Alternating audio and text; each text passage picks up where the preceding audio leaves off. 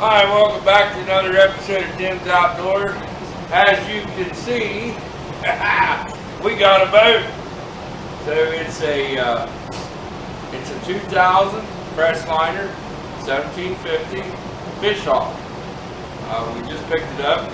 It's got a 115 Mercury on it, and unfortunately, me and my boy were so excited that we actually did some of the installs without filming it. So I'm gonna film some more today in today's episode, hopefully. But we've got the rod holders, T-bars already mounted, and I'll show the trolling motor, the clip, we got it mounted. There, Dave, my dog's barking. What do you think of that? So, but anyhow, stay tuned here. We'll get the camera moved around, get the dog shut up. Yeah, she's a green Crestliner 2000. We're going to get rid of that. We'll talk about that on the camera today, but getting her all packed in. Unfortunately, I didn't shoot the trolling motor install. I should have did that, but I wasn't thinking. I was too excited. Yep. Good looking boat. Alright, so the first thing we're going to do is I got my Garmin SB9 here. Picked it up last year used at a pretty good price. We got to unpack all this stuff. We're going to be installing my charger controller. That's got to go on the trolling batteries. That's all gets installed up underneath the dash. And I've got a bubbler, runs on 12 volt with all the air hoses. That gets installed underneath the dash also. That's going to go to, this has dual live wells in it, so each live well is going to get, and I should have enough tubing to run the both of them. And somehow on this dash, which I ain't figured it out yet, I just did, maybe. Somehow on that dash, we gotta mount this monster.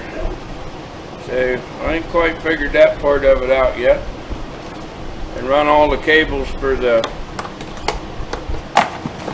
at least we'll start with the power cable. I gotta take half the boat apart down the side here to put the transponder on, but that's where we're gonna start.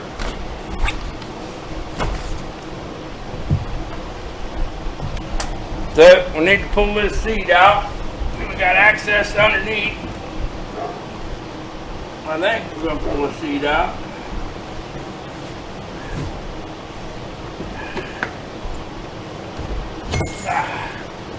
All right. Got that out of the way. And go underneath, and we'll figure out how this layout's gonna work. So anyhow, if I can get under here without screwing up the camera too bad, what we need to figure out is where all this is going to go. So I want to mount this up out of the way somewhere in here. And this charge controller, when I had it on the other boat, it was the same. So something like that would probably be about where we're going to end up. And I know you guys can't see nothing. I can't get the camera in here, but I'll show you. I'll show you once I get everything mounted up here. I'll give you a look underneath of here. Well, as you can see, we got the charge controller mounted to the panel. We got the bubbler mounted. I still have to run the vacuum line, or the air lines yet, to the live wells. I got to figure out how to do that. I had to go through this panel, and then I had to come up front, which I got it so hot in here we had to open the door. we come up through this panel and come out. So I still got to clean my mess up, but so we got the 110 cord here, and then the come through that panel, and then that goes up through and into the dual 12-volt batteries. So, and then that runs through the floor and up to a plug inside the dash here, and then that goes in and that fires up my Minn Kota power drive iPilot. So we got that at least done. So the trolling motor is hooked up. It should be 100% functional, and we can charge. So now, as you can see by the big hole in my dash, we're going to address sticking this Garmin SV9 on here. And as you can see, it's about as tight a fit as you can get. Of course, you got to remember, back in the late 90s, early 2000s, the fishing technology, as far as fish finders go, wasn't very big. Okay, after about 2 hours of messing around with everything, I figured out why the guy was selling the boat. We kept losing power to the dash. Turns out there was a bad plug underneath here, so when I started to screw around with the electronics, 1 minute I had the stereo working, and it went away. Why the GPS got it mounted, it wouldn't come on.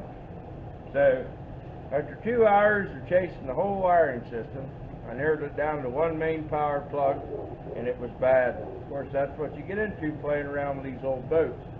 This is a 2000, but even though it's 21 years old, so it's bound to have problems. But we lost everything in the dash. I didn't have nothing. No lights, no bilge pumps, no nothing. So, but that's why we got this boat as a deal. I didn't know about it. He didn't say anything about it, and I figured it out. So, but got the GPS mounted. GPS fish finder, Garmin SV9. So got it mounted. It's not exactly where I'd like to have it, but you know, little dash. And up underneath, of course, I said we got them mounted. Now the power wires for the bubbler's still down there, because I'm going to have to mount a switch over on this panel in order to turn it on and off. But apparently we've got everything else working. Now for the worst of it. Oh my. Yeah, so this is a disaster. We've absolutely got tools. Of course, when I run the Garmin in, I had to take that panel off right there, pull the old factory fish finder. Yeah, we was even in the engine looking, try to figure out where the bad wire is. Actually, I did find a burnt wire that we're going to have to deal with. But if anybody knows anything about mercuries, this is nothing new. This is why nobody likes them. So I'll have to fix that, and I'll have to go over the engine real good and make sure there ain't no more of these. So that's one of the wires going into the CDI box. That's common on these, unfortunately. But we got the transducer on, but man, do we have a mess. I'm going to be out here with the shop vac. We still got to run the bubblers though. I still haven't found a good way to get into this live well. It's right up tight against the board. I don't know if I got to take the board off and cut a groove in. Ideally, in this lip right here is where I like to drill 2 holes and run both the bubblers in, and then seal them back up. So I may have to take this board off.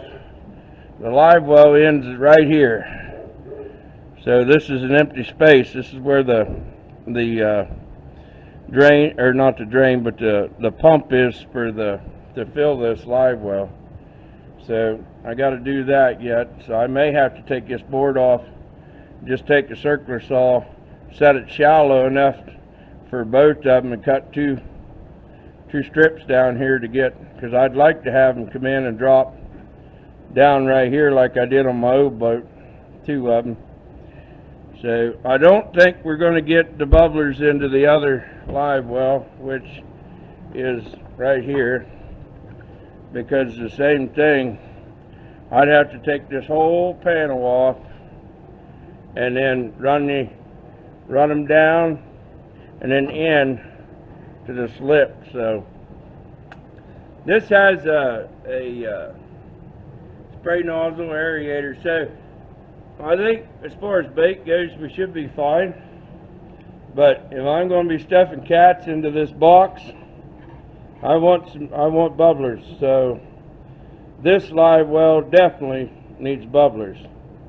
So, but that's as far as we got today. And if I can, I'm gonna have to sit down here on the floor. So that's as far as we got today. We got a lot of work done. Instead of deer hunting, I spent the whole day in here. But we're getting it. That's the important thing.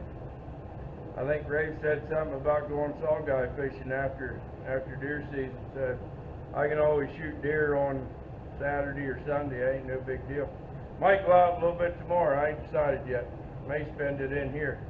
But I got the trolling motor, GPS fish finders hooked up. Got the electrical issue straightened around. Changed the batteries. Got the battery tender hooked up on the trolling motor batteries.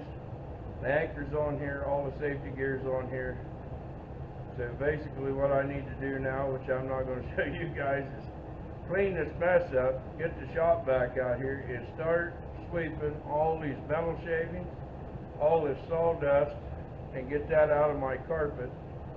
I have to do a rod locker.